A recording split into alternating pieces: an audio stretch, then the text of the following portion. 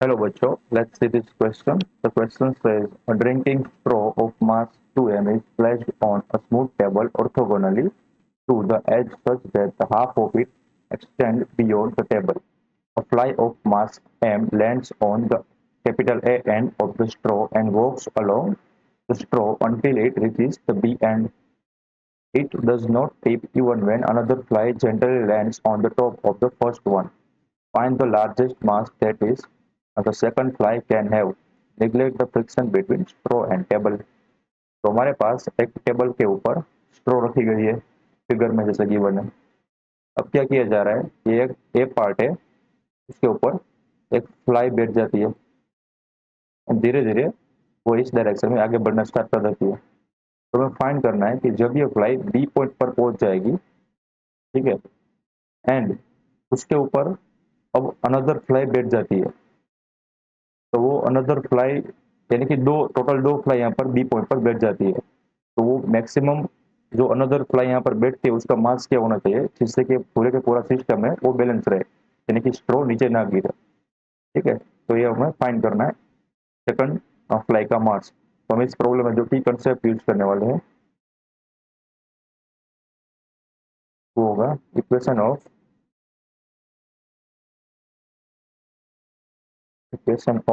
Centre of मास का।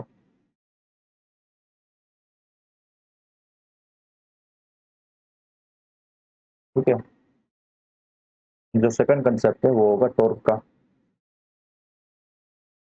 Equation of torque. ठीक है, तो ये होता है tau is equal to r perpendicular times F. तो देखते हैं इस प्रॉब्लम को कैसे सोल्व करते हैं।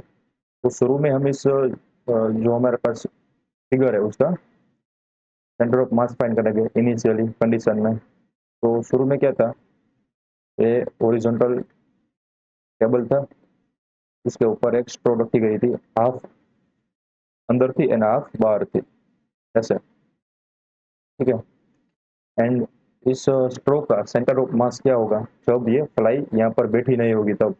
तो ये पॉइंट ए वाला ए था, ये पॉइंट बी था, एंड सेंटर ऑफ मास यहाँ पर होगा सेंटर पे। अब हम क्या करेंगे कि ये जो पॉइंट है उसको ही हम रेफरेंस एक्सिस लेंगे, या वर्टिकल को, वर्टिकल एक्सिस को, यानी कि ये हमारी रेफरेंस एक्सिस ओ है।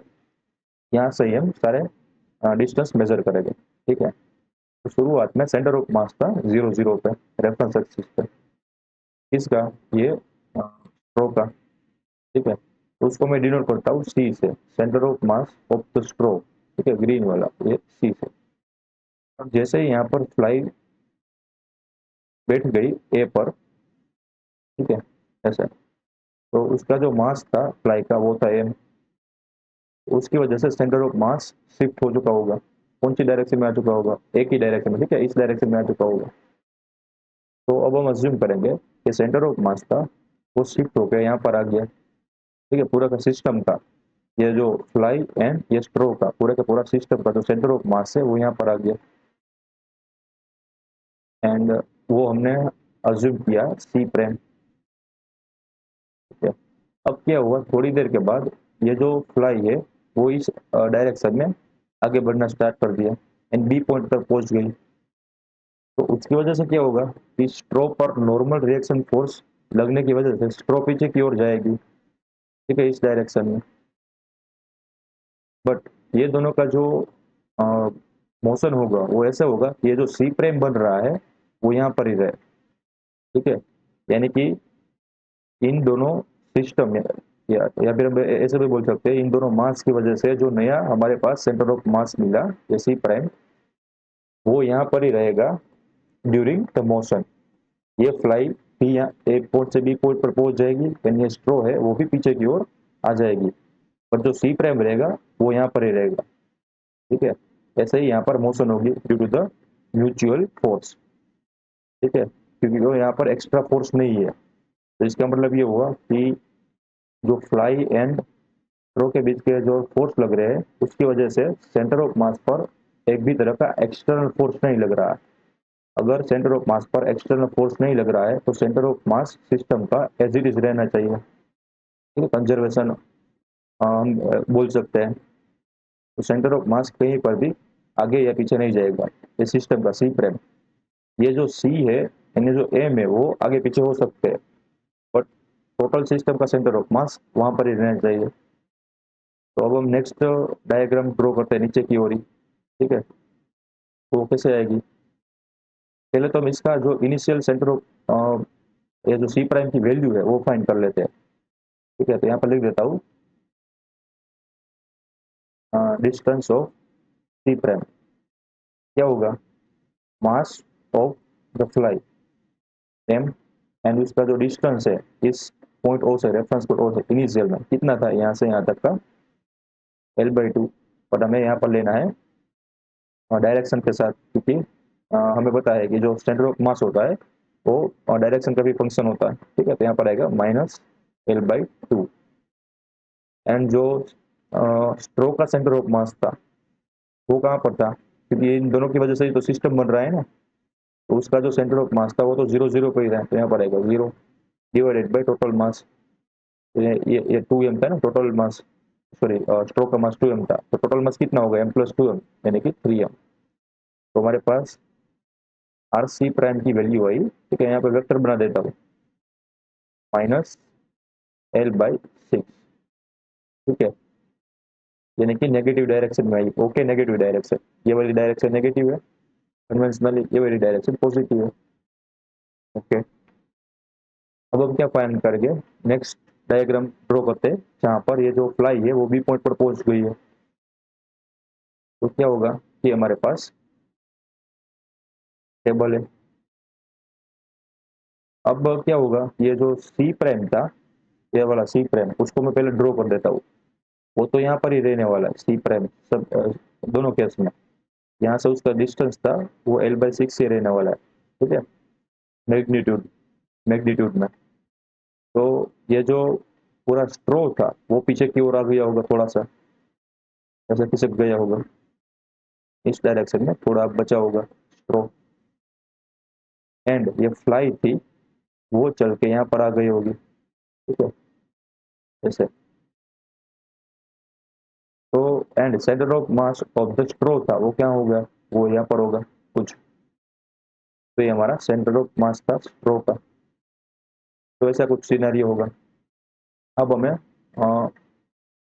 क्या फाइंड करना है, अब हमें फाइंड करना है कि ये जो सेंटर ऑफ ये वाला था, डिस्टेंस था सेंटर ऑफ मास का स्ट्रो का, वो कितना यहाँ से ट्रैवल किया होगा, डिस्टेंस रेफरेंस पॉइंट ओ से वो कितना पीछे की ओर चला गया होगा, ठीक है। वो हम फाइंड करने वाले हैं कि हमारी रेफरेंस एक्सिस थी। तो वापस से यहाँ पर सेंटर ऑफ मास का फॉर्मूला लगाएंगे, ठीक है। तो centre of mass of the system यानी कि सी प्राइम क्या होगा, मास ऑफ द फ्लाई, तो पॉजिटिव डायरेक्शन में टाइम्स उसका डिस्टेंस ओ से। तो हम अज्यूम करेंगे यहाँ से इतना डिस्टेंस है वो है एक्स, यहाँ पर क्या आएगा पॉजिटिव एक्स, एंड यहाँ पर आएगा माइनस, क्योंकि जो centre of mass of the straw है वो पीछे की ओर चला गया। तो यहाँ पर आएगा 2m टाइम्स कितना डिस्टेंस है, तो वो कितना डिस्टेंस होगा देखो,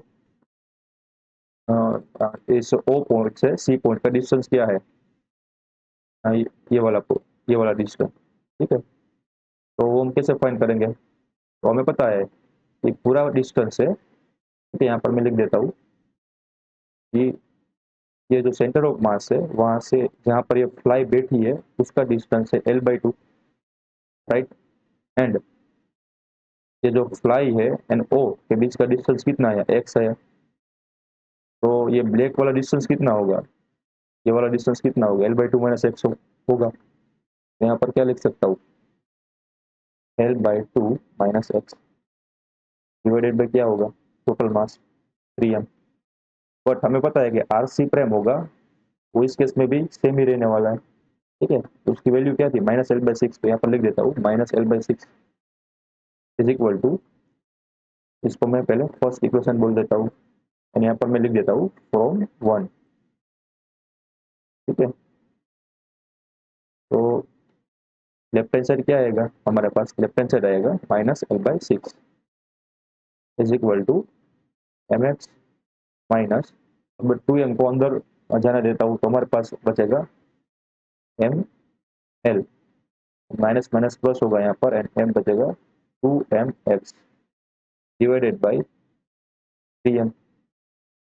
अब यहाँ पर बचेगा -L/6, एंड ऊपर में से m को कॉमन लेके सब में से नीचे जो डिनोमिनेटर में m है उसके साथ कैंसिल हो जाएगा। ठीक है, तो ऊपर से बचेगा अब वैल्यू, कितनी वैल्यू बची, x प्लस 2x यानी कि 3x, एंड और बचेगी -L, यानी यहाँ पर आएगा 3। तो ये जो 3 है वो यहाँ पर 2 बना देगा। तो हमारे पास क्या बचा, -L/2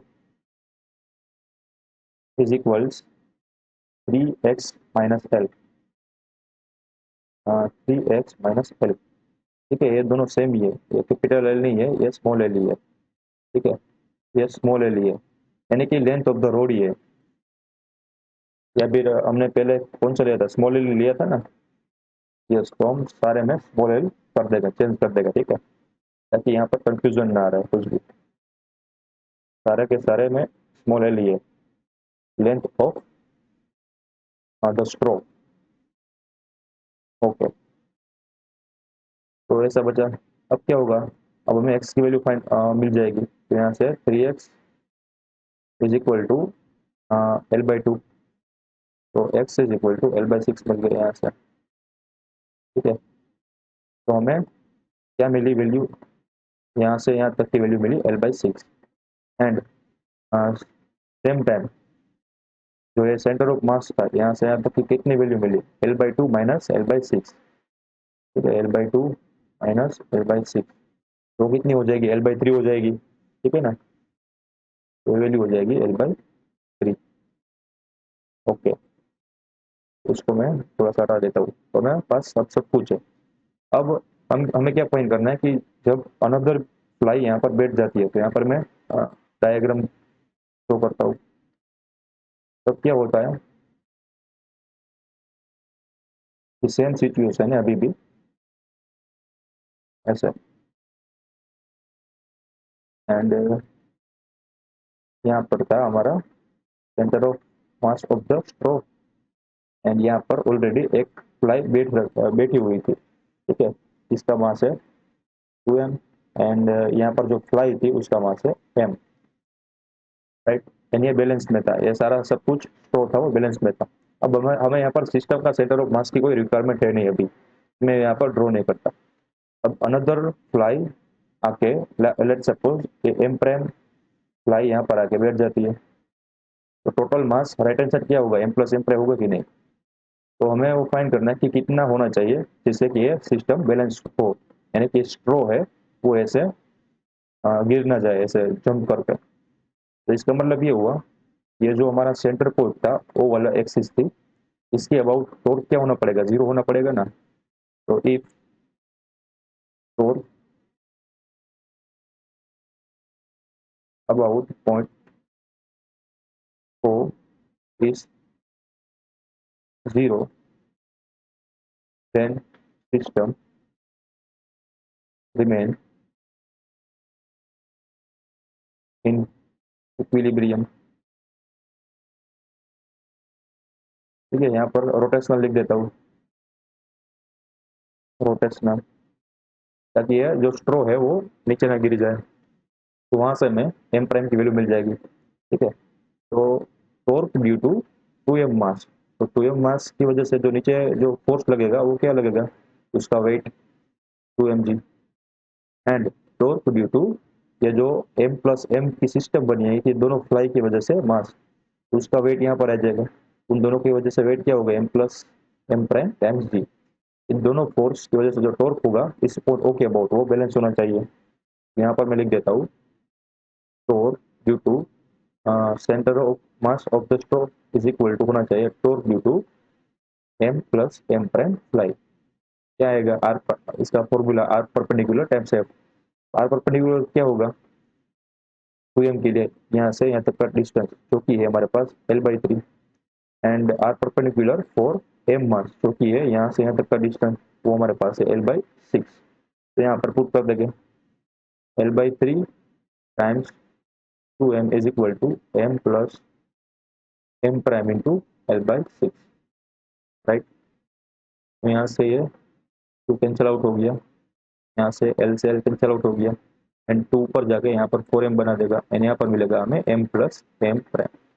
तो जो मैक्सिमम वैल्यू है m प्राइम की, यानी कि अनदर b की, वो होनी चाहिए 3m जितनी, ताकि ये रो है वो इक्विलिब्रियम में रहे। ठीक है, तो हमारा फाइनल आंसर क्या हो गया, m prime is equal to 3m।